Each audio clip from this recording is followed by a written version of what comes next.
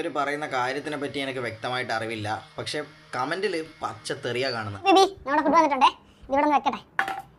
അപ്പം ഈ സാധനം ഇതിന്റെ കൂട്ടത്തിൽ വന്നുകൊണ്ട് എന്തായാലും ഈ ഫുഡിന്റെ പാത്രത്തിന്റെ ഭാഗങ്ങളിലൊക്കെ ആയിട്ട് കെമിക്കൽസ് ഉണ്ടാവും. പ്രത്യേകിച്ചും ക്യാൻസറസ് ആയിട്ടുള്ള കെമിക്കൽസ് ആണ് ഈ തെർമൽ പേപ്പറിലുള്ളത്. അപ്പം കുറച്ച് പാത എക്സ്ട്രാ വന്നിട്ടുള്ളതുകൊണ്ട് നമുക്കിത് ടാപ്പിന്റെ മേൽഭാഗം ആദ്യം ഒന്ന് കഴുകിയെടുക്കാവേ.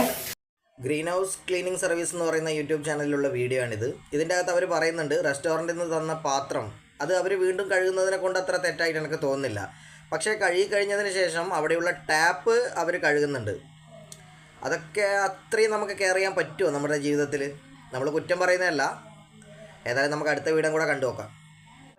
നീ നോർമലി ഇത് ഇങ്ങനെയാണ് വലത്തെ കൈ കൊണ്ട് ഇത് തുറക്കാനായിട്ട് പിടിച്ചത്. അപ്പോൾ ഇത് തുറന്ന് നീ അകത്ത് കയറി കൈ കഴുകിയിട്ടാണ് ഫുഡ് കഴിക്കുന്നുണ്ടെങ്കിൽ ഞാൻ ഒന്നും പറയില്ല. പക്ഷേ അല്ലാത്ത പക്ഷം നീ ഇതിൽ പിടിക്കുമ്പോഴത്തേക്കും ഓഫ് കോഴ്സ് നിന്റെ കൈ കണ്ടാമിനേറ്റഡ് ആവും. ആ കൈ വെച്ച് നീ ഭക്ഷണം കഴിക്കുമ്പോൾ നിന്റെ അകത്തോട്ട് എന്തെങ്കിലുമൊക്കെ അഴുക്കോ അണുക്കളൊക്കെ പോകാൻ ചാൻസ് ഉണ്ട്. ഞാനിപ്പം ഇങ്ങനെയുള്ള സാഹചര്യത്തിൽ എന്താ ചെയ്യുന്നതെന്ന് വെച്ചാൽ എപ്പോഴും എനിക്ക് സാനിറ്റൈസർ കൊണ്ട് നടക്കാൻ പറ്റാത്ത സമയമാണെന്നുണ്ടെങ്കിൽ ഞാൻ ഇവിടെ പിടിക്കൂല, ഈ മേളിലും പിടിക്കൂല. നോർമലായിട്ട് ആൾക്കാർ പിടിക്കാൻ ചാൻസ് കുറവുള്ള ഈ അടിഭാഗത്തല്ലേ, ഇങ്ങനെയുള്ള സ്ഥലങ്ങളൊക്കെ പിടിക്കുക, തുറക്കുക, അകത്ത് കയറുക, നമ്മുടെ പരിപാടി നോക്കുക. അപ്പം മാക്സിമം നമുക്ക് ആൾക്കാരുടെ ആ ഒരു കോണ്ടാക്ട് വരുന്ന ഭാഗമായിട്ടുള്ള നമ്മുടെ കോണ്ടാക്ട് കട്ട് ചെയ്യാൻ പറ്റും. ഇപ്പം ജീവിതത്തിൽ നമ്മുടെ ഇടത്തെ കൈ എന്ന് പറയുന്ന സംഭവം നമുക്ക് തന്നത് നമ്മൾ ദിനമായിട്ട് ചെയ്യുന്ന കാര്യത്തിന് വേണ്ടി മാത്രമല്ല.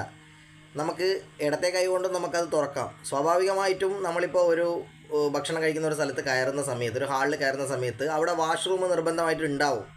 ഇനി അങ്ങനെ ഇല്ലെങ്കിൽ നമുക്ക് നമ്മുടെ ഇടത്തെ കൈ, നമുക്ക് ഈ കൈ നമുക്ക് ഉപയോഗിക്കാവുന്നതാണ്. ഇത് നമ്മൾ ചെയ്യുന്ന പരിപാടിക്ക് വേണ്ടി മാത്രമുള്ളതല്ല. ഇത് നമുക്ക് ഇങ്ങനെയുള്ള കാര്യത്തിനും ഉപയോഗിക്കാവുന്നതാണ് കേട്ടോ.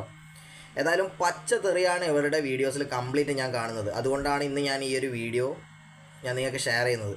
ഏതായാലും നിങ്ങൾ പറ, ഇവർ പറയുന്ന കാര്യത്തിൽ പോസിറ്റീവ് ആണോ അല്ലെങ്കിൽ എന്താണ് ഇതിൻ്റെ അകത്തുള്ള കാര്യമെന്ന്. ഞാൻ ഈ അടുത്താണ് ഈ വീഡിയോ കാണുന്നത്. കൂടുതൽ കണ്ട് പരിചയം ഉണ്ടെങ്കിൽ നിങ്ങൾ പറ ഇതിൻ്റെ അകത്ത് എന്താണെന്നുള്ള കാര്യം.